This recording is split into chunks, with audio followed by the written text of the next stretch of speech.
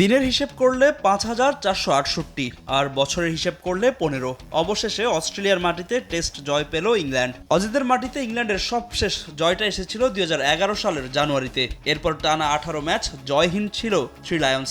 অবশেষে মেলবোর্নে এসে খরা কাটালো বেন স্টোকসের দল।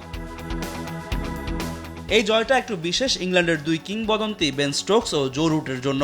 লম্বা ক্যারিয়ারে ইংল্যান্ডকে অনেক কিছু দিলেও অজিদের মাটিতে জয়টা উপহার দিতে পারেননি তারা। অবশেষে সে আক্ষেপও মিটল। পার্থের প্রথম টেস্টের মতো মেলবোর্ন টেস্টও শেষ হলো ২ দিনে। জয়ের জন্য ইংল্যান্ডকে ১৭৫ রানের টার্গেট দেয় অজিরা, যা তারা করতে নেমে শুরুটা দুর্দান্ত করে দুই ইংলিশ ব্যাটার জ্যাক ক্রাউলি ও বেন ডাকেট।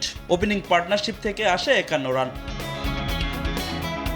অজিদের প্রথম ব্রেক থ্রু এনে দেন মিচেল স্টার্ক। ৩৪ রান করা ডাকেটকে ফেরান তিনি। খুব একটা সুবিধা করতে পারেননি নাইট ওয়াচ ব্যাটসম্যান হিসেবে নামা ব্রেডন কার্সি। মাত্র ৬ রানে ক্যামেরুন গ্রিনের হাতে ক্যাচ দিয়ে প্যাভিলিয়নে ফেরেন এই ব্যাটার। লেগ বিফোরের ফাঁদে পড়ে ৩৭ রানে ফিরতে হয় আরেক ওপেনার ক্রাউলিকে। তবে ইংলিশদের রানের চাকা সচল রাখেন জ্যাকব বেথেল।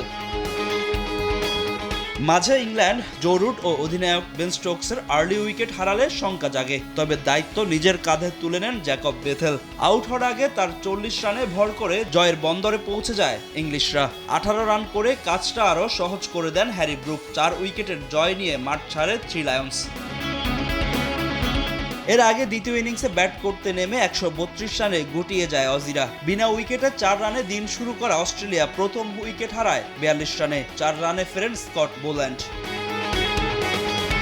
ব্যর্থ হন তিনে নামা ওয়েদারল্যান্ড। তাকে ৫ রানে ফেরান স্টোকস। অ্যালেক্স ক্যারি ও নিজেকে হারিয়ে খোঁজা লাবুশেনরাও এদিন ব্যর্থ।